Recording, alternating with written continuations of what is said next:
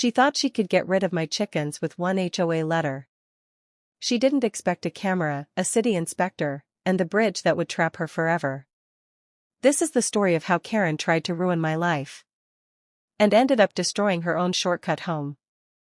I never thought a few hens could trigger a full-blown suburban war, but then again, I had never lived next to a full-time, high-functioning Karen. Where most people see backyard chickens as harmless, quirky, even, Karen sees them as a threat to her version of utopia. The first time I laid eyes on Karen, she was walking around the neighborhood wearing a giant straw hat, clipboard in hand, as if she were a suburban queen surveying her domain. My neighborhood straddles the edge between suburb and countryside. Big lots, fewer fences, and just enough zoning freedom to let you feel like you own your land, until the HOA steps in. I have 6 hens, all properly permitted, no roosters, no noise. The coop sits at the far back of my property, 10 feet from any boundary line, built cleaner and sturdier than most people's garden sheds. It has ventilation, a timer light, even predator-proofing. Those birds live better than some people I know. They eat organic feed. I clean the coop weekly. No smell, no sound, no drama, until Karen decided to make some. She lives 2 houses down, in a home that looks like a display model from a brochure on pleasant living. Her lawn is so manicured it could pass inspection by NASA. She's the type who'll file a noise complaint over wind chimes or passive-aggressively drop off flyers about approved paint colors if your trim is too bold.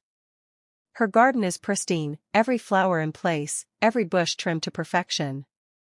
Her house could have been the set of a commercial for suburban life, perfectly symmetrical and devoid of anything remotely eccentric. I'd only ever said 2 words to her, "Good morning." That changed when I found a yellow slip in my mailbox, an official HOA complaint. It claimed my unauthorized livestock was affecting property values and quality of life. Deadline, 7 days. Signature, Karen D. I couldn't help but laugh when I read it. It was almost impressive, how she managed to turn a few harmless hens into a major suburban issue.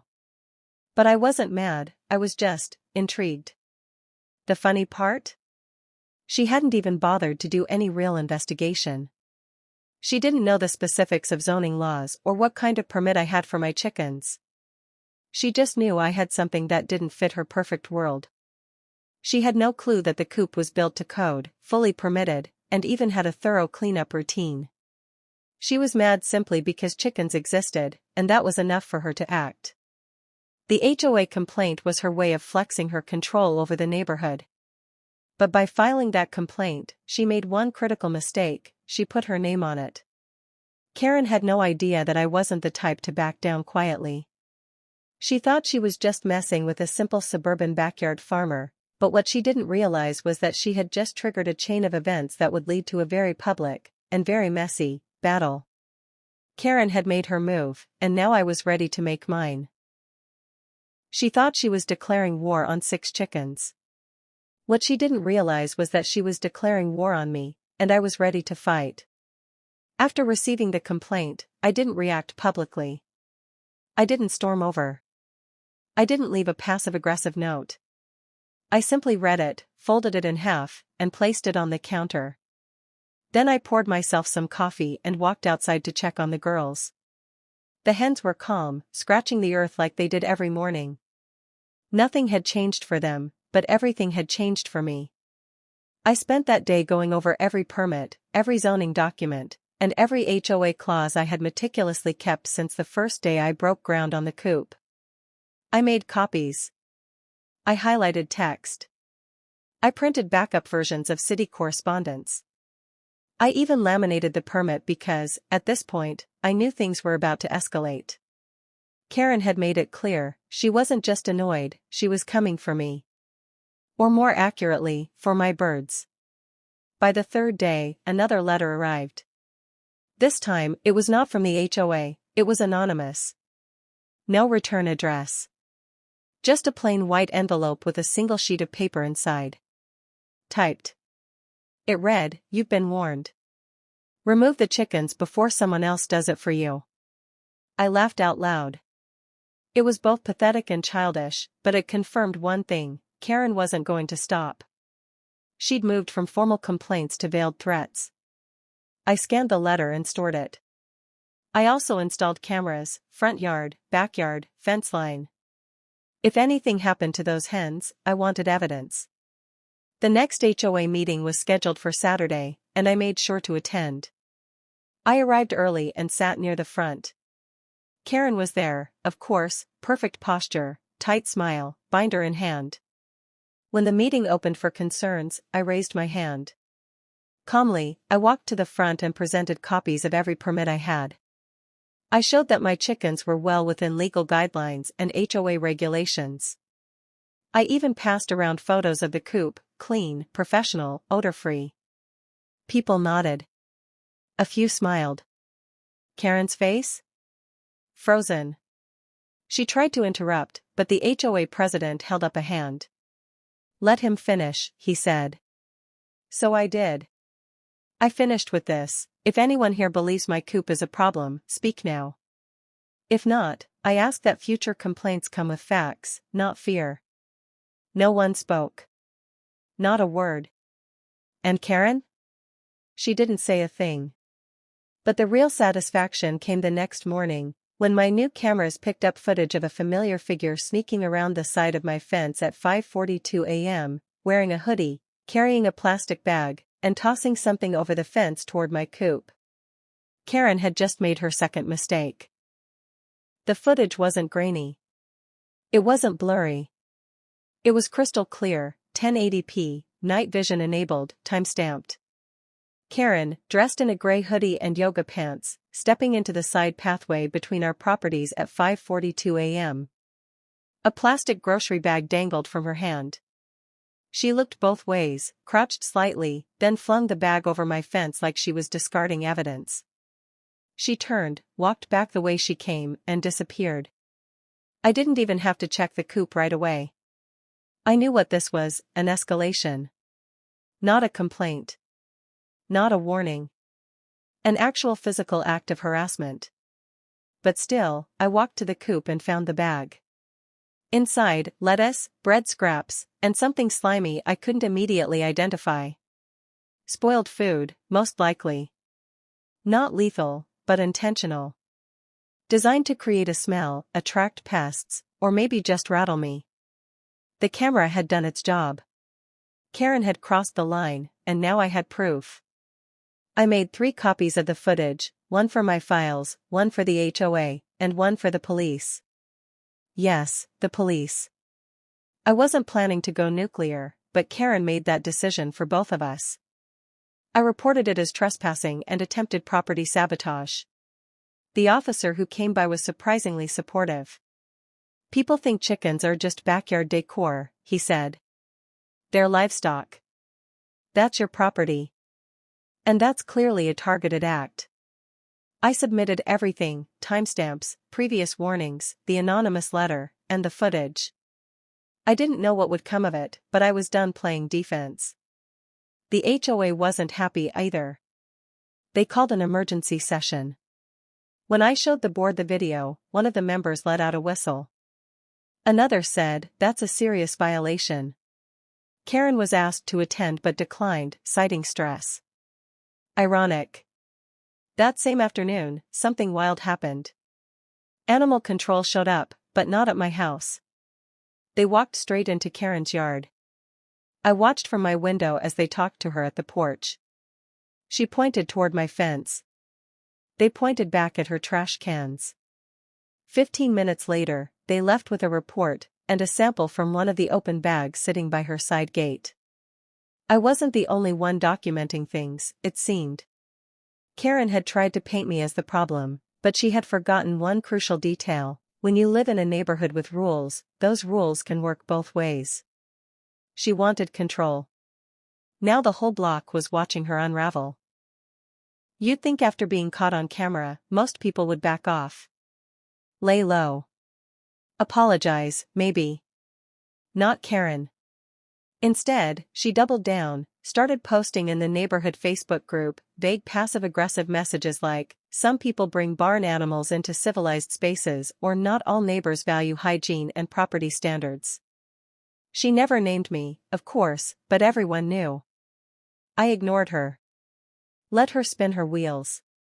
Because by now, something else was happening, people were talking. Not about me. About her. Turns out, Karen wasn't quite as spotless as she liked to pretend. Her backyard, the one hidden behind her tall privacy hedges, wasn't exactly regulation-friendly. A neighbor across the alley, one with a second-story deck and a good pair of binoculars, reached out to me privately. "You might want to know," he said, "Karen's been hoarding stuff out back. Like, lots." I didn't care at first. Let her be a hoarder. But he sent pictures. Old paint cans. Bags of lawn chemicals. Rusted metal stacked under a tarp. None of it covered. All of it exposed to rain and heat. That wasn't just a clutter problem, it was a code violation. I passed the photos to the HOA. Quietly. I didn't post them, didn't say a word to Karen. Just sent them through the official channel. 3 days later, a city inspection van pulled up in front of her house. I watched from behind my blinds. A man in a neon vest and clipboard knocked. Karen answered. I couldn't hear the exchange, but I saw the gestures, pointing, waving, hands on hips. 10 minutes later, the inspector walked straight into her backyard, Karen trailing behind him like a storm cloud. Then came the voices, louder, less controlled. She was panicking. I didn't gloat. Not outwardly. But I'll admit, watching her squirm felt justified. That evening, she came to my door for the first time. No clipboard. No smug smile. Just tight lips and a weak knock. I opened the door and waited. She said, "Did you send them?" I replied, "Send who?" Her jaw clenched. "The city." I didn't blink. "I don't control the city, Karen." She turned without another word and walked off. That was the last civil interaction we ever had. Within a week, Karen's yard was under mandated cleanup. Fines were issued. Hazmat signs appeared by her gate. Word spread. Her aura of control cracked. People started pushing back, about her nitpicky letters, her complaints, her power trips. She came for my chickens. I came for her empire. And I wasn't done yet. Our cul-de-sac has a small creek running through the back properties. It's mostly decorative, maybe 3 feet wide in summer, a trickle in winter, but it splits a few lots in half. Years ago, some neighbors built little wooden bridges to cross it, including one that spanned from my yard to Karen's. It wasn't a community bridge, just a private crossing we both used for convenience. Technically, the bridge sat on my land. I built it, maintained it, paid for the permits. Karen used it with a silent understanding. It shaved 5 minutes off her dog walks, let her reach the park without looping around the block. She never asked. I never minded. Until now. After the inspection, the fines, and the HOA fallout, Karen snapped. Maybe it was pride. Maybe she thought revenge would restore her crumbling image. Whatever the reason, she went after the bridge. It happened on a Tuesday morning. I'd just let the hens out when I heard sawing. Not distant construction, close, angry, unhinged sawing. I followed the sound to the back fence, where I saw her. Karen, with a handsaw, hacking away at the bridge's support beam from her side. She didn't see me. She was too focused, muttering something I couldn't hear. One leg of the bridge cracked. Then another. I watched in disbelief as the whole thing collapsed into the creek, planks splintering, bolts snapping. Then she saw me. She froze, still holding the saw. I said nothing. Just walked away. 10 minutes later, I emailed the HOA, the city's code office, and animal control. Attached, photos, videos, permits. Turns out, destroying permitted infrastructure on someone else's property carries consequences. Big ones. Within 48 hours, Karen received a cease and desist letter and a property damage citation.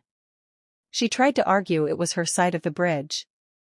The city replied, "You have no side. But here's the poetic part. Karen had no other crossing. Without that bridge, she had to walk 6 blocks around the creek every time she wanted to reach the trail. The shortcut she'd quietly relied on for years? Gone, by her own hand. Neighbors laughed. Some cheered. A few offered to help me rebuild it, on one condition: make it private, with a locked gate. So I did. And every time Karen walks past the new bridge, sturdy, sealed, and just out of reach, she's reminded. She burnt her own shortcut. She cut down her own convenience. And in trying to sabotage me, she trapped herself. The saga isn't over. But Karen? She's already lost.